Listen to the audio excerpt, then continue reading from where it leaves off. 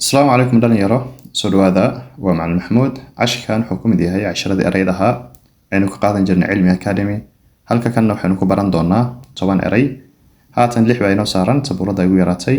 balse markaynu 6dan baranno waynu tirtireynaa kuwa kale inuu gudbino okay so hand down hang gliding your head spinning waa saddex jumla yani phrase ahaan camal ama phrasal verbs hand down waa qof in wax la siiyo tusaale saacadan yani wiilkan waxa si aabihiin waxa si awowgiin waxa si aabihiis ma aragtid yes so yani waxa waayo ina waxa kan qofka ka yar u dhibtid isagana ilmaha uu dhal u siiyo taas ayaa leeyahay hand down so for example this watch was handed down saacadatan aabahay baa isi aabahayna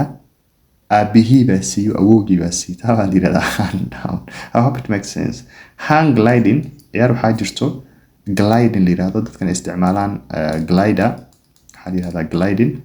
yani qofka waa inuu parachute amal ama diyaarad yar oo adigu laba garboodii parachute leh uu ku boodo it's a sport waa nooc kamid ciyaaraha la ciyaaro waxa leeyahay gliding marka waxaan jeclaan inaa google ka raadisid saad sawir guud oo gaashay qaabka u egtahay marka hang waa ka soo laalaadsamo inuu qofka meesha ka soo laalaadsamo hang gliding waa ciyaartaas inuu qofka marka bahashaas glidaga uu iska soo laalaadiyo asagoo buuway hawada ku jiro head spinning inta badan waxaa loo isticmaalaa waxa kan markay yihiin very confusing waxaad ku wareertay for example the news was head spinning it was confusing waan ku wareera waa tamaaragtid head spinning ama hadii kale overwhelming good erayga afraad waa hem marka head spinning waa waxaad ku wareertid hem waxa la yiraahdaa yani gacanta ama shaatiga ama fanaanada ina soo laalaabtid yes you are folding the edge of your shirt yes taas ayaa la yiraahdaa hem waxa kale la yiraahdaa xagga darafka gacanta Soomaali waxa la yiraahdaa daraf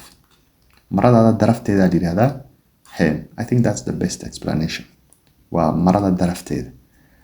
okay eray shanaad his waa qofkii ina la yes qofkii yani ina u yeertid ama attentionkiisa soo jeedtid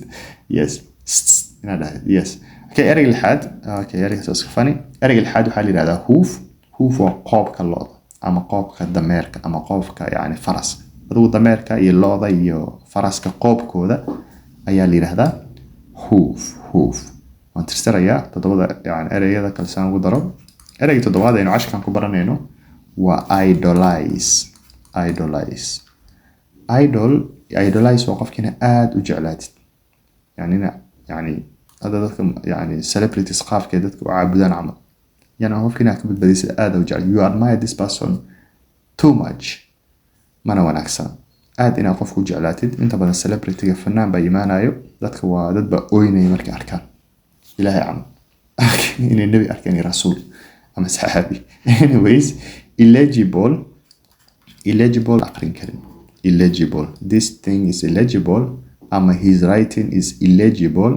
it means lama aqrin karo you cannot read